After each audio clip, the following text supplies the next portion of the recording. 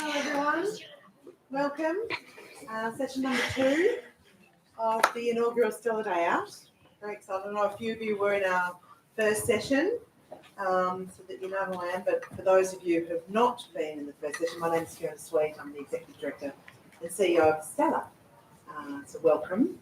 I'd like to acknowledge the traditional elders of the land in which we're enjoying literature, the Wurundjeri and Kulin Nation, and I pay my respect to the elders past, present and emerging, and acknowledge that sovereignty has never been ceded. Bit of housekeeping, there's those beautiful Stella bags. Some of you have already got one, but please feel free to take a Stella bag. And of course, Readings Bookstore has got a stall outside, so you can stuff them with some beautiful new literature for the summer. I want to thank our sponsors, Creative Victoria, Mecca Empower and Bonsoy for their generosity. And we have a survey which you can scan at the bar after the session, which we'd love some feedback so that we can grow this festival and improve as we go. So who do we have today? So we're very excited to have Mandy or Eloise Grills and joined with Astrid Edwards to discuss what makes a graphic novel great. There'll be about 10 or 15 minutes after the session for questions. Please make them feel very, very welcome. Thank you. Hello everyone, and thank you for being here. It is a delight to be on the stage with you, Eloise and Mandy. We'll have some brief introductions. Eloise first, on the far side of the stage. You are a writer and an artist interested in comics and multimodal storytelling, and I am going to ask you what that actually means. And your illustrated memoir, Big Beautiful Female Theory, which you are holding right there, was shortlisted for the Stella Prize this year. Mandy, you are an illustrator and a cartoonist. One of your previous books, When One Person Dies, the Whole World Is Over, was longlisted for the Stella Prize in 2020. And excuse me, just eating my own hair. If I'm not mistaken, that was the first time a graphic work was listed for the Stella Prize. Now you have just released your most recent book, which has only been out about a week, Bulk Nuts.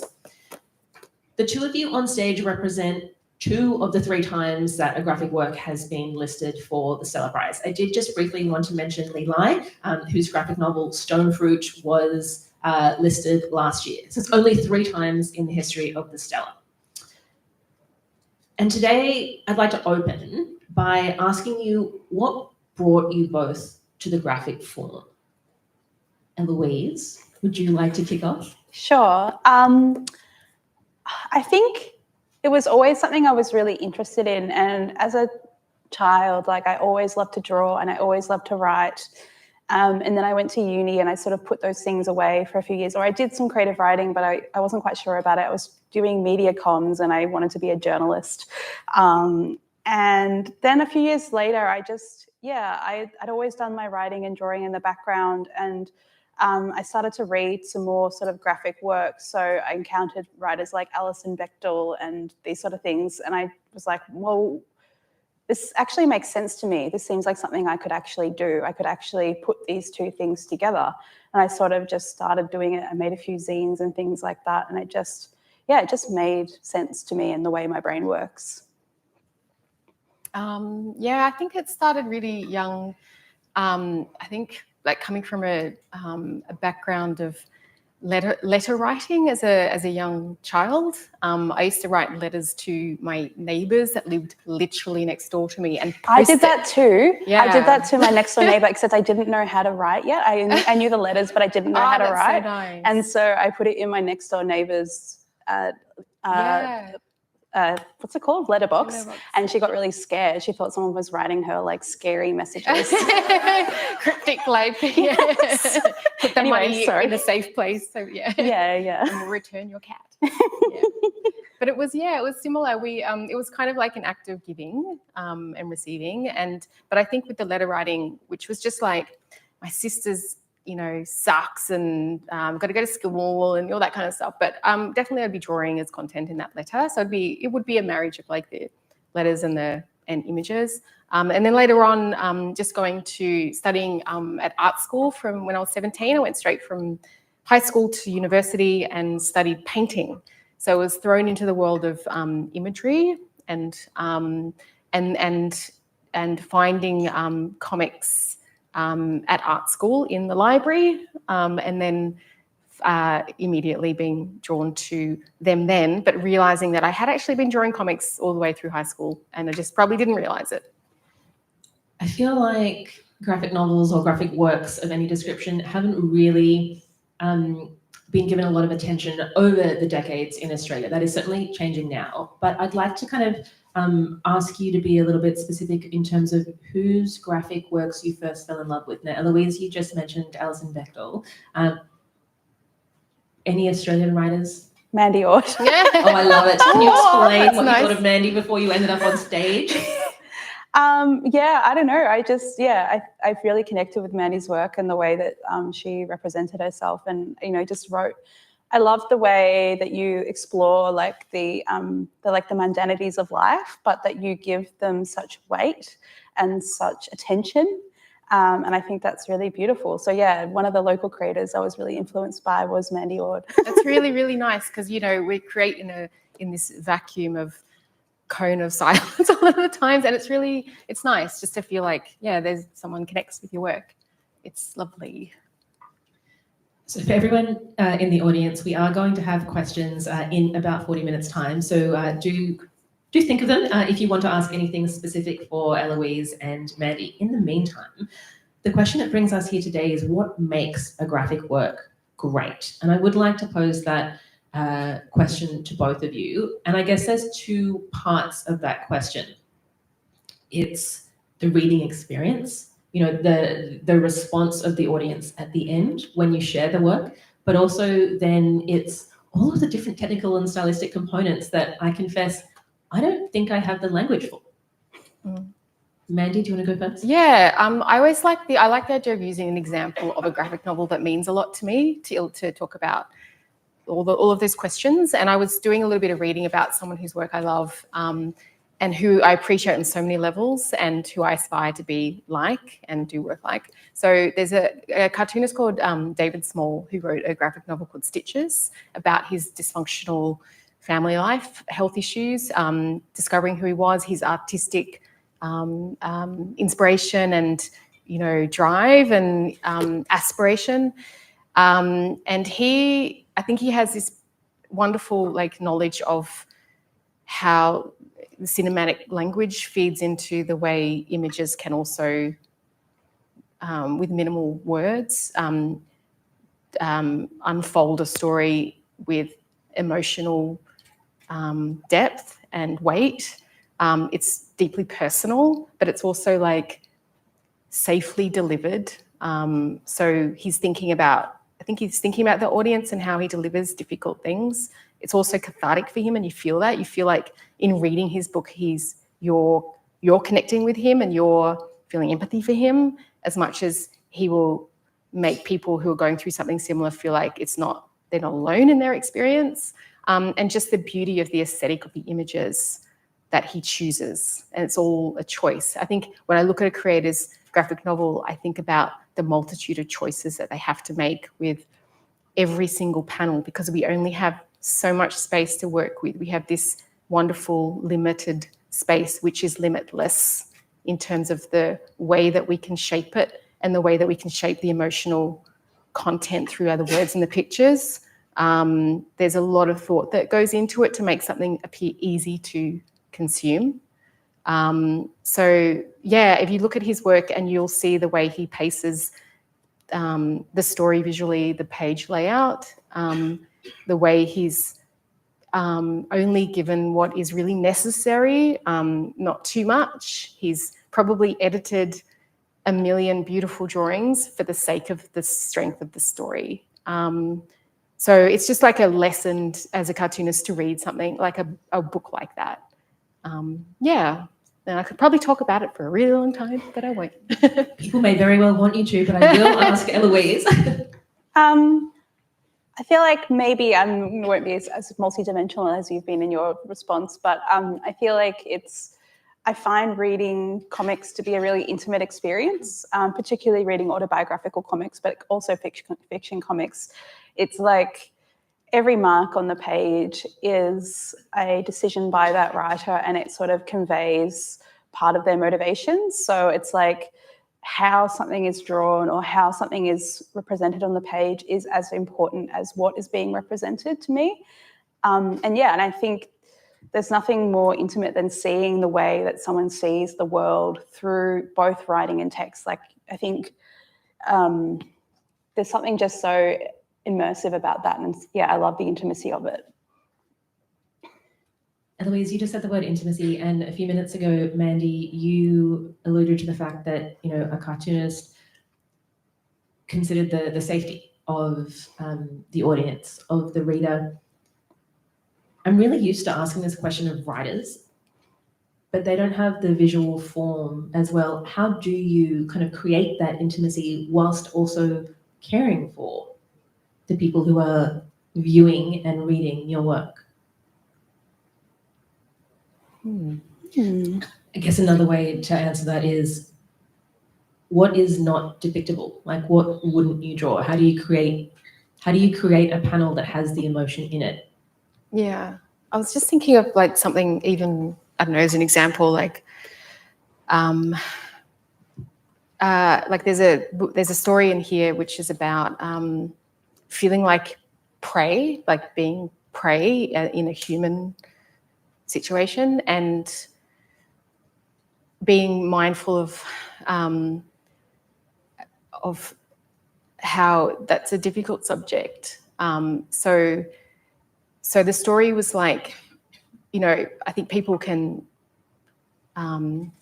they can project their own experiences onto like a skeletal framework of the mechanics of what that's like physically and spatially, and also in terms of just survival, how to play that kind of role in that weird game. But I feel like in writing that story, I could have kind of created like monsters and, terror and shown face, like really shown like the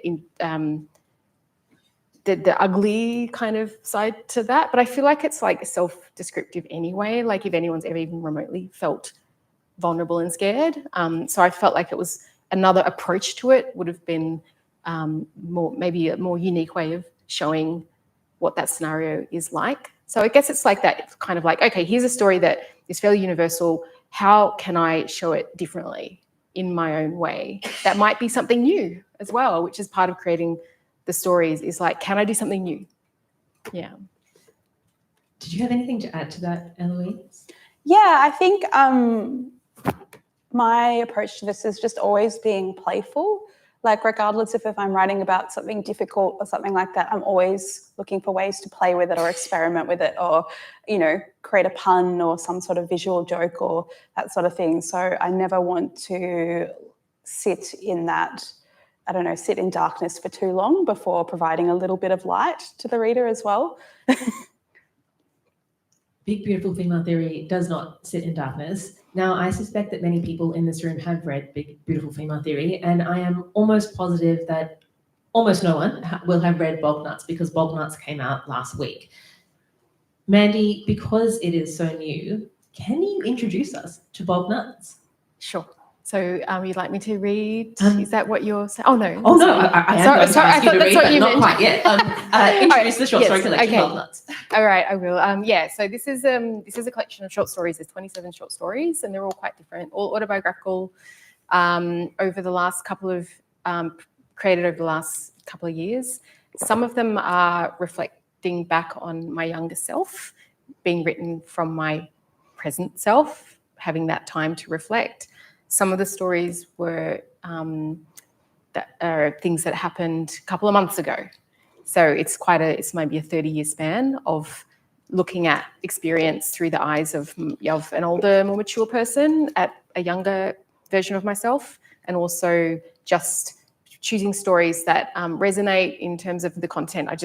Something happens out there, I like it, and then I expand upon it. And the last book I did was a diary entry comic over a year, and it was picking moments of a day And I think from that, I had this, like, sometimes I'd pick a moment from a day and I'd be like, oh, I really want to write a story about that moment and, you know, expand upon it.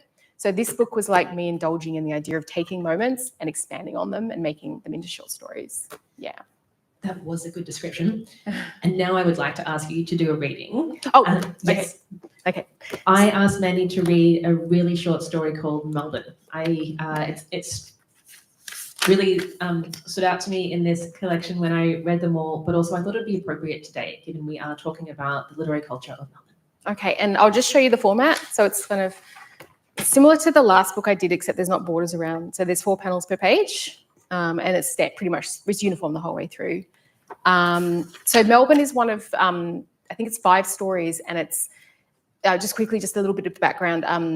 There's Melbourne City of Literature putting out little grants at the beginning of COVID, and the idea was to come up with this concept to do with the City of Literature with short story or with any sort of story writing. And Edinburgh in Scotland is considered part of the City of Literature group, and my sister lives in Edinburgh. So I decided the theme would be Edinburgh, Melbourne, and my connection to both, and particularly to my sister. So that's just, yep. So this is just one of the stories on Melbourne. Okay, it makes sense that I would end up living in Melbourne, and there's a picture of me drawing on the land of the Wurundjeri people of the Kulin Nation, where our parents were born and where they first met. And then they're doing the twist, the chubby checker. They met at a dance, apparently, like a lot of people's parents met at dances, I think. Well, back in their time. One day they would leave and start a new life together in Sydney. Min, my sister, and I would spend most holidays back in Melbourne visiting friends and family. And there's an image of me with a Mad magazine. If anyone's read Mad magazine, that was like a comic that really inspired me. And the people we stayed with in Melbourne the kids had Mad, and I would steal them and take them back to Sydney with me. Borrow them indefinitely. I still have them. In high school, watching The Big Gig was the highlight of my week. I don't know if anyone's familiar with The Big Gig, a comedy, live comedy program on Friday nights back in the day. One of the comedians would film his motorcycle ride to the ABC studios over tram tracks and down city streets.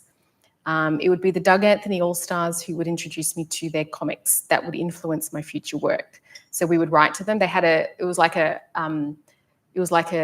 fan club called Hateline. We would write to them, and they wrote back saying, try reading Love and Rockets or any issue of Raw magazine. And as soon as I went to uni, I looked in the uni library and found them there and started reading them. When Min started to travel overseas, I slowly made my way down the East Coast. As much as I had loved living in Canberra, the plan had always been to move south. Like many others, we had felt a magnetic pull to the creative life of Melbourne. It was where I would dive into my own work and have adventures of my own kind, like doing things like this. Although I feel connected to other places in different ways, Melbourne right now feels like home. And there's speech bubbles and stuff. I don't know if I really need to read those. Thank you, Mandy. I realise that reading a graphic work is perhaps not common. Is it common? Yeah, it's enjoyable. I don't know if it's enjoyable for you guys. It was a short one. It's only like 3 pages, but I did think it was important. Now, I'd like to ask you both about your differing artworks and your differing styles. Again, being someone who is good with words, but not necessarily good with visual things, I feel like I might not have the best language here, but at the most basic. Eloise, yours is full of colour. Mandy, yours is not. And Eloise, I have spoken to you before, and you told me that once all of your work, or much of your work, was in black and white, and your friends told you to put some colour into it. So yes. Can we talk about the different presentations and what that did for you, which obviously is not a choice that you've made, Mandy? Yeah, I feel like I used to do a lot of black and white because all the comics artists that I had read did lots of black and white. And then, I don't know, I've always been interested in using things like, I've always been really inspired by artists with a lot of color, like, Matisse and all these kinds of things. So I wanted to try this out, and I just started experimenting with it, and I just really, really enjoyed it. And I just love, the the pops of colour. I'm also very easily bored, so I move a lot between forms. Like I've done a lot of watercolour, but then I've also done a lot of ink and gouache. A lot of this in here is a combination of ink and gouache. I like using collage as well, so there's a lot of collage in there too. But generally, yeah, I find I try to be as free as possible with my progress, because I find it makes it easier for me to sort of get into it and get into that really focused state, as to, you know, mix things up a lot. Mandy? Yeah, color's just so many more decisions that have to be made. I love color though. I think black and white for me was like my training ground with comics, because I come from a self-publishing background for many years, and it was just a lot cheaper to publish in black and white. And also, it was what, I don't know, a lot of the cartoonists whose work I loved, what they did, and similar. And everyone I knew was publishing in black and white. Technology got better, it got cheaper. But I also like the limitations of not only the space within a comic panel, but the idea of the contrast between a black and white. Like there's, I like to have not too many tools, and I just love the graphic nature of black and white. You know, some of my favorite work are early graphic novels that were wood block prints, entirely wordless, and the sharp edged graphic quality, the strength, like the impact of that graphic nature has always really got me. Have you thought about doing, like, using lino cuts in your work? Because your work just really is very reminiscent of that sort of style, or, you know, wood cuts definitely. or lino cuts. You know what? If I had the luxury of time, I'd love to do something like that. Like it's like from my heroes, like do a graphic novel of wood block prints. So I do wood block print making, just self-taught, and have done those, and to tell a sequential story. I think like 5 or 6 images to tell a story. So definitely, it's just comes down to time limitation and also production, particularly if you're doing it yourself.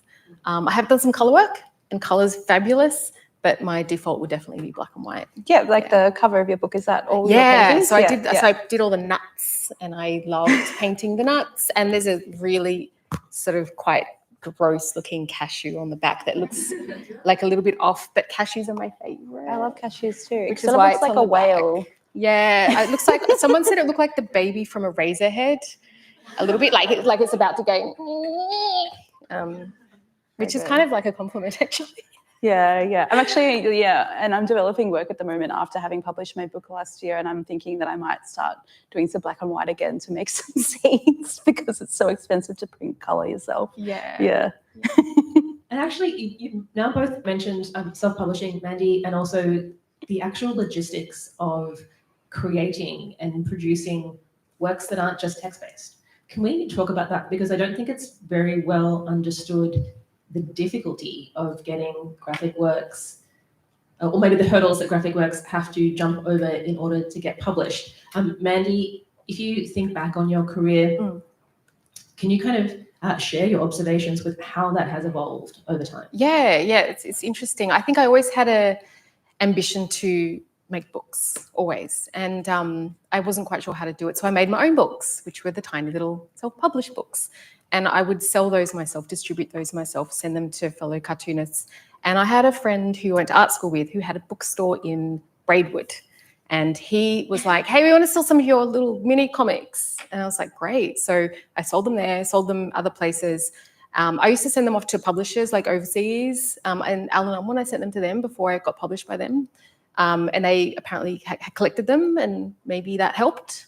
But it's kind of like that thing of just making the work, keeping the work churning, putting it out there, doing it, I mean, because you love it. Like it was just fantastic to publish books, even if you're just doing it yourself on a photocopier. It's an amazing feeling, and sharing it with your peers mostly. And then, so just this person in Braidwood, he ended up being a publisher, and he said, we want to publish something graphic. Do you want to do it? So that was Rooftops. So it was kind of like having connections with others who were interested in the form as well, and then being able to offer opportunities.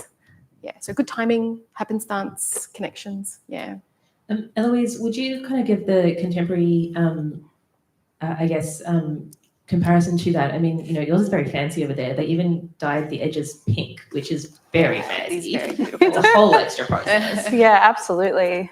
I think it is. Like, I found that particularly when I was submitting my book around, I'd done lots of zines and done some small publishing with like Glom Press in Melbourne, who are a really incredible risograph publisher. But to find a publisher that was interested in taking on the risk of something like this, also because it's not even, it's between genres. Like, my book is sort of like, it's not quite a graphic novel, it's not quite a memoir, it's sort of something in between, which publishers are so risk averse, and they're just like, I don't know what this is, so no. But there are a few people, and it's, finding that person who's really passionate about the form, or finding that person who's really passionate about the idea within that sort of industry, which I was very lucky to with Coco from Affirm Press, my editor. I think there's something about the self-publishing and the making zines and doing things yourself. I think it does. I don't know if this covers you, Mandy, but it feels like it does build that self-confidence, because you're like, I think if you're just, if you're a writer and you're writing essays and you're sending them to literary magazines, you're like, yeah, no, I can write. But if you're making your own little books, you're like, well, I can do this. I can make a book, give me a weekend and a photocopier and, I'll do it. And I think you also get to the point where you get like, this is very different from a small self-published comic. But when I was doing this one, for example, like, it's been a long time, I knew in my head, I knew what I wanted. I knew what I wanted the cover to look like. I knew that I wanted font. I knew that I wanted to make sure there was no extra images until you hit the first story. I wanted it to be definitely a type. I thought that elevated it a bit, and then everything else is drawn. And the artwork had space. So it's kind of like the mechanism of working with a publisher was the same as producing a mini comic, in that I knew what I wanted from having to make those decisions alone for like decades. I think, overall the book design and the feel of it and the everything about it, I kind of knew what I wanted. But in saying that, working with a publisher involves collaboration. So I was also really realistic about that. So it's like having your own kind of like comfort zone and how much you're willing to collaborate. But that's an agreement that you go in with as soon as you get published. So you both know what the agreement is as well. And luckily, like, the people I publish with are very respectful, and they trust the vision of the creator. Yeah. I think as well, like, I was probably a little bit less, like, I wasn't quite sure what I wanted the cover to be. I didn't, quite know these sort of things, but I was really happy to have that collaboration. And, I sent just a bunch of files of images to them that I've been working on, and they were like, oh, we love this collage. And I wasn't even thinking of concluding any of these collages in the book. And then it ended up being that each of like the chapter headings is one of these collages that I did. So I felt like that was a really nice instance of collaboration. And then they were talking about the design, and they're like, well, what about some pink edges? And I'm like, well, pink's my favorite color. Yeah. And I never would have thought of doing that. Yeah. So having a few of those decisions that come from a designer perspective was really helpful for me. It's like, and Phil, who designed this, he was one of the publishers for Rooftops, who's the person I mentioned who had the bookstore. So, having this kind of constant person, I trust him, I really do. But he pushed. He was like, why don't we do such and such? And I'm like, no. Oh my, and he's a friend, so I'm trying not to it was kind of difficult, but then good difficult, because it's about something that's like really to celebrate. So it was a happy difficult, trying to make those decisions with someone else's input. Yeah. That is a really good phrase, happy difficult. Yeah. Is there a prize for graphic novels or graphic works in Australia? Like that, does that exist? What is it? The Ledger Awards? The Australian Comics Arts Awards, yeah. Yes. They used to be called the Ledgers, yeah. Yeah. And I'm pointing to lovely Jo Waite over here, who's exceptional cartoonist. Hello. So I didn't know that. And I like to think that I kind of follow what a lot of the prizes are in Australia. And so firstly, I'm glad there's a prize. But I guess I'd like to kind of dig into what it meant for you, Mandy, and then a few years later, you, Eloise. to have the graphic form recognized in what is a mainstream prize.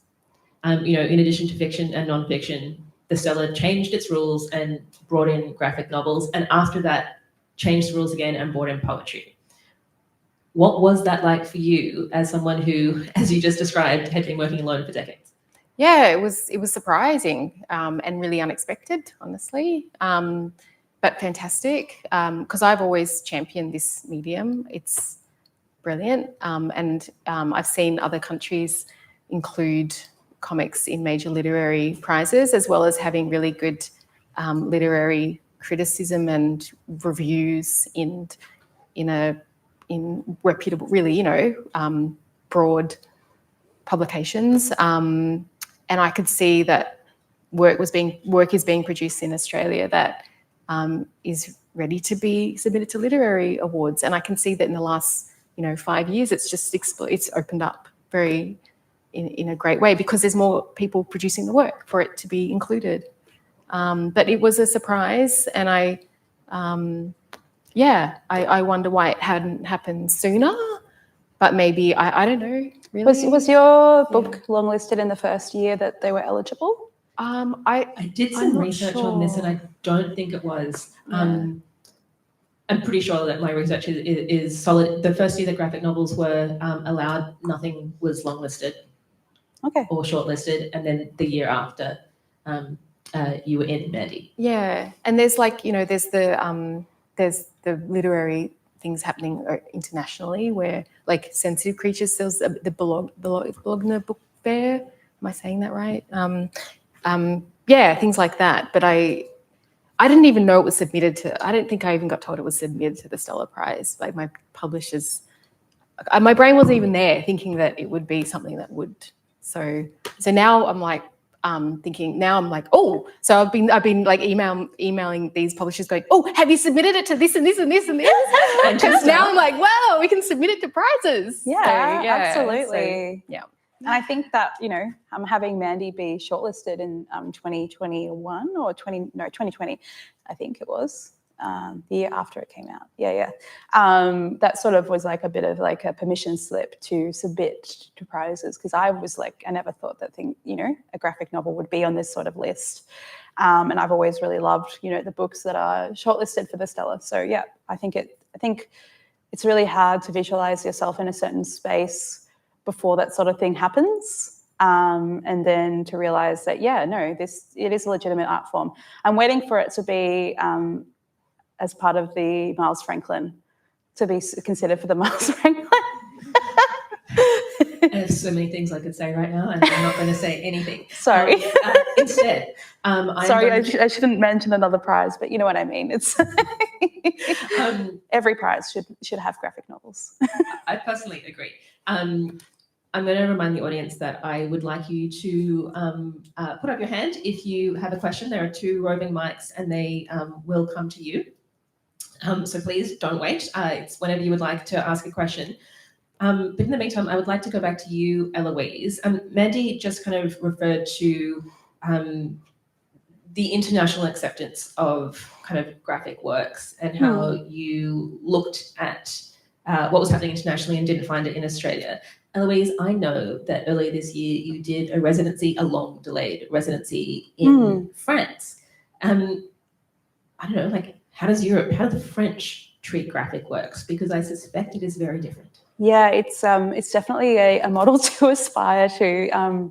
I find, there's just such a breadth and wealth of different things that are published, and, you know, going to the libraries and seeing the ginormous graphic novel sections, and, you know, going to a bookshop, and they're all displayed at the front. They're not, you know, back in some weird corner at the back of the bookshop. You know, they're just there, and people really appreciate it, and they respect it as like a literary art form, which it is. And I think, you know, it's not, I feel like the sort of old sort of conservatism about comics has stayed around here, where it's, you know, I feel like a lot of broader public think, oh, it's for kids, or, you know, you hear about parents going to libraries and saying, oh, my children won't read anything except the comics, you know, I want them to be reading chapter books and all that kind of stuff. So I think the tide is turning slowly here, but I feel like it could I would love it to be just completely embraced.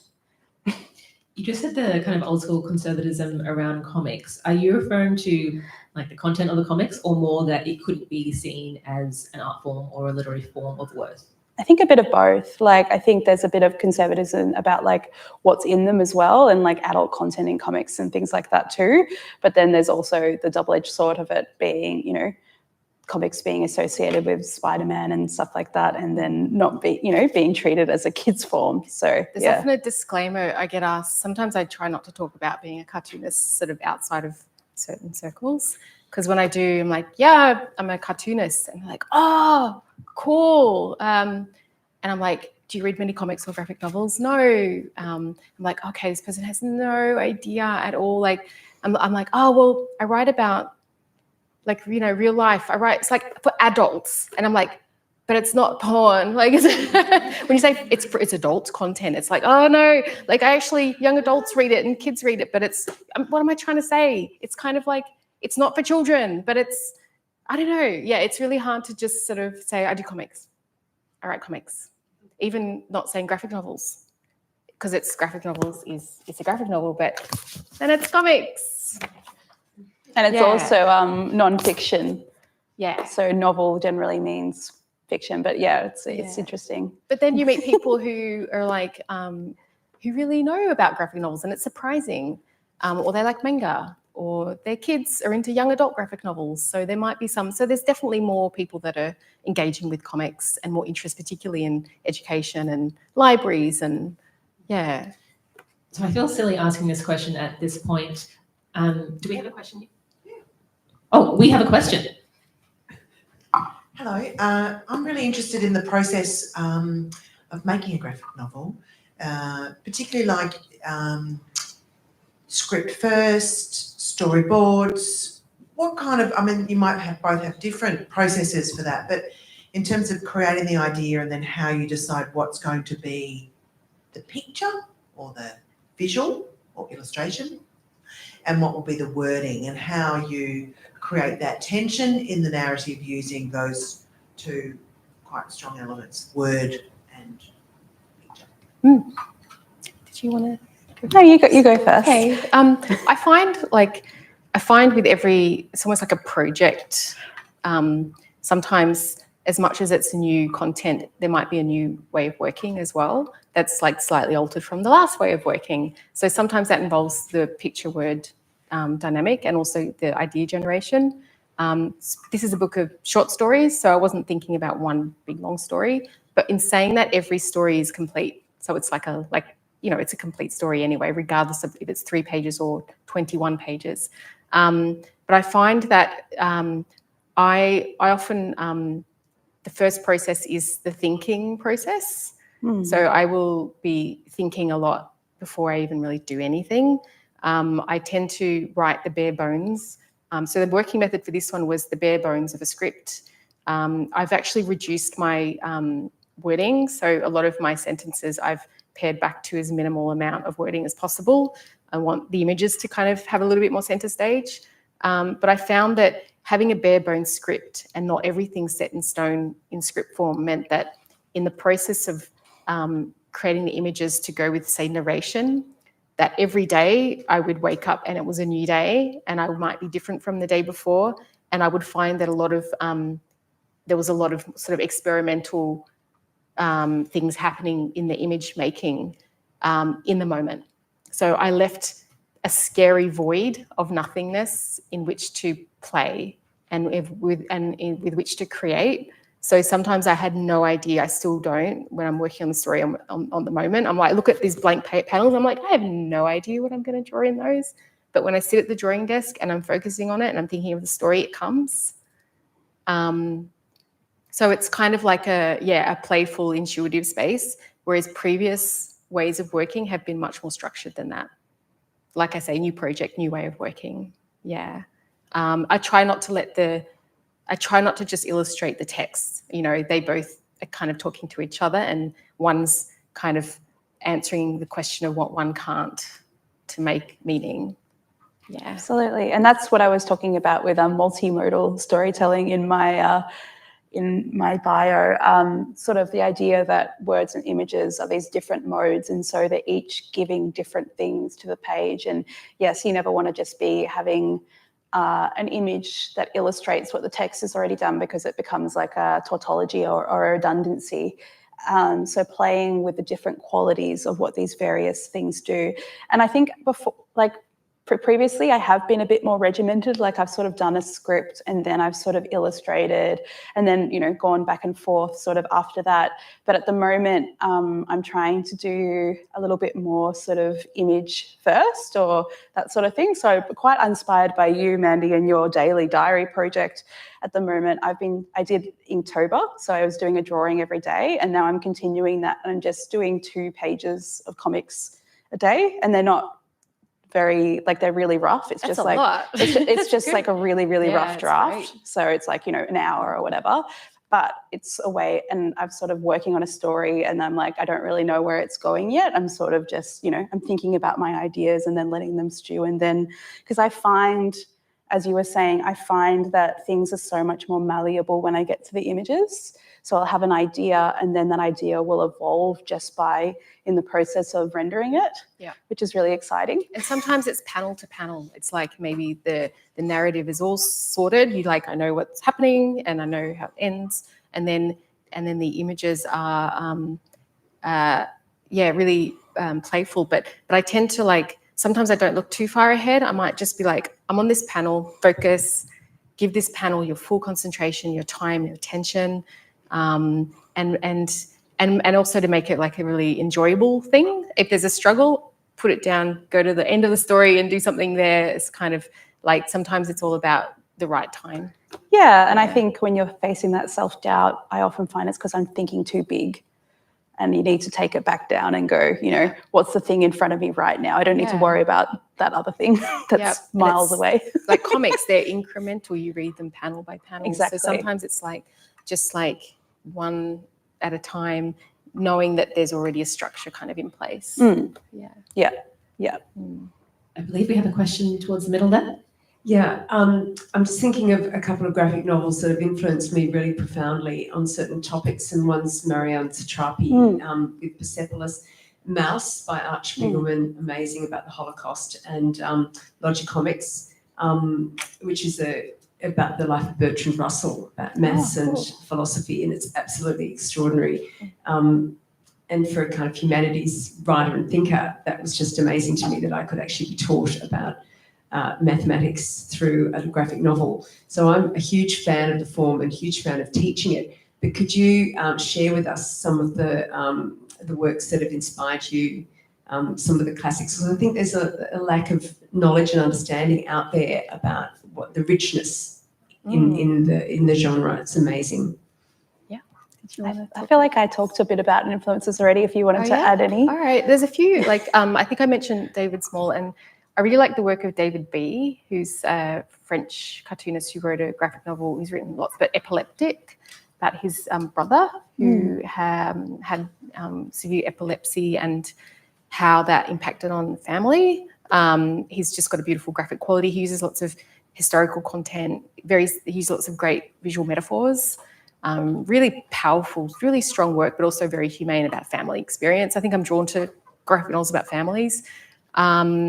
There's some cartoonists that are really funny. Like I appreciate slapstick humor. Milk Ross, he did a slapstick, funny, wordless comic from I think the 40s, called He Done Her Wrong. So it had the sort of archetypal like hero, villain, all that kind of thing traveling through landscapes and cities.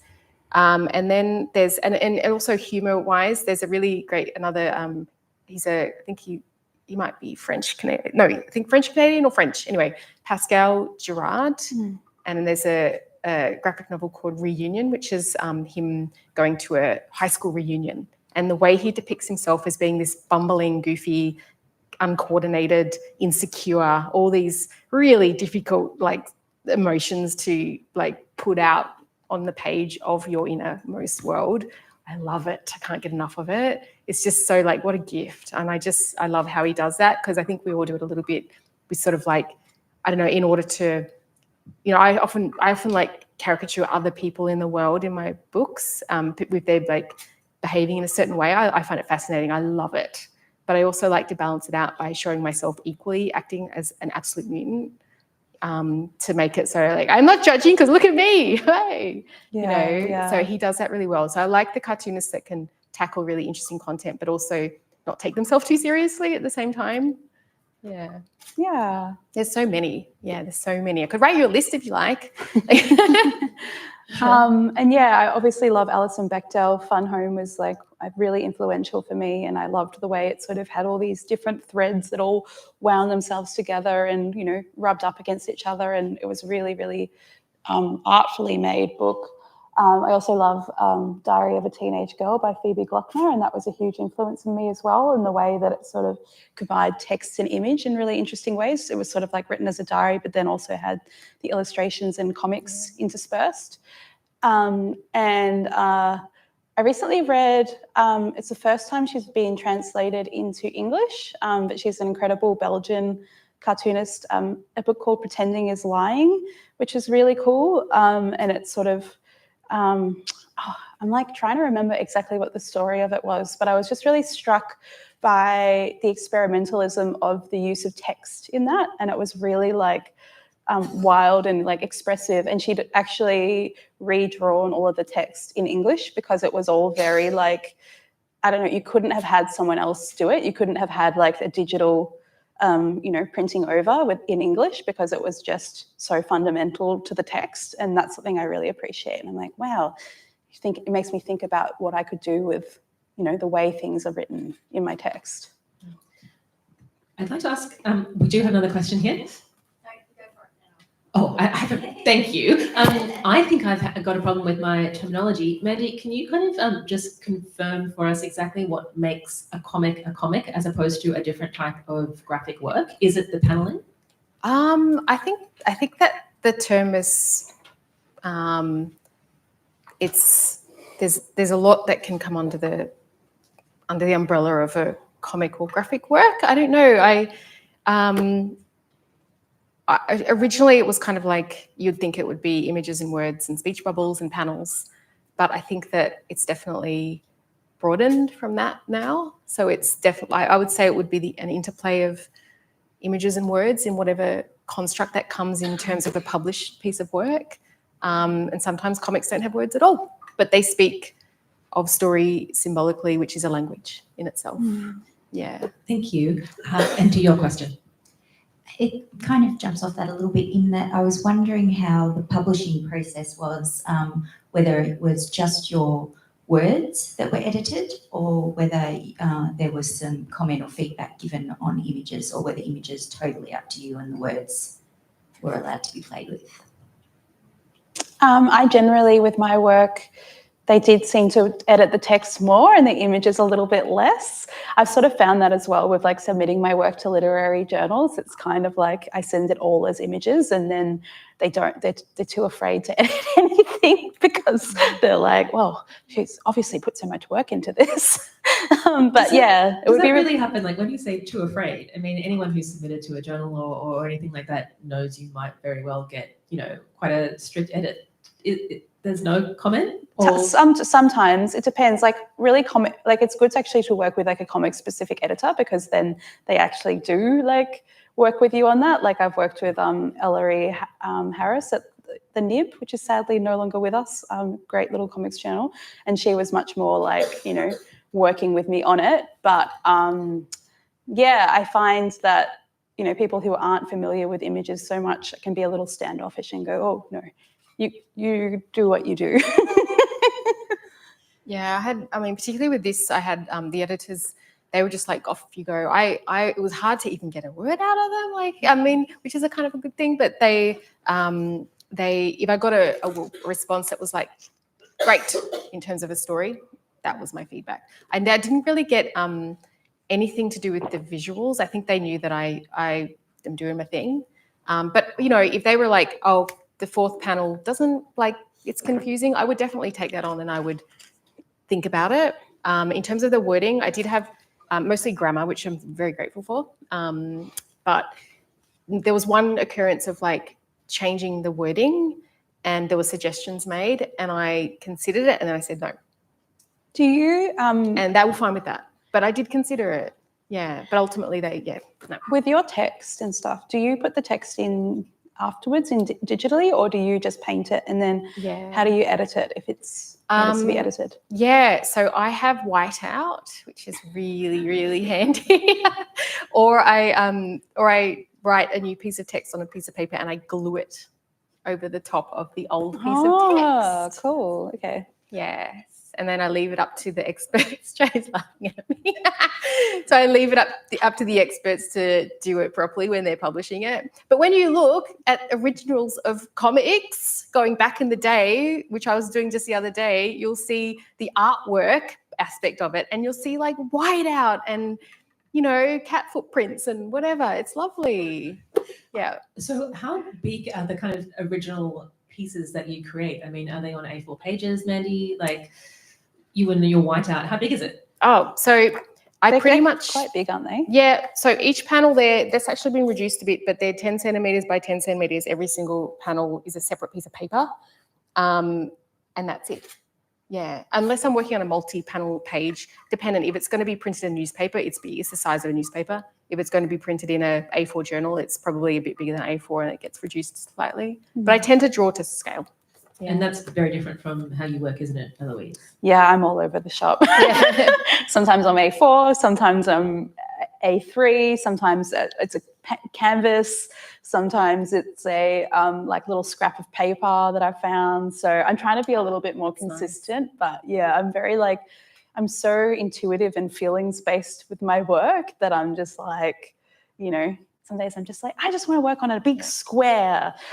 Do you like also draw outside of like home, and you might be going for a walk, or you might be sitting like at a park, or like do you, in terms of scale, like you might need something that's actually suitable for being outside and traveling? Yeah, exactly. Yeah. But generally, like I generally don't, like I have like little notebooks, but those are just really scrappy drawings. If I'm going to do something that's a bit more of a finished work, then it will be like, I'll bring like bits of paper with me and maybe a little like clipboard or whatever.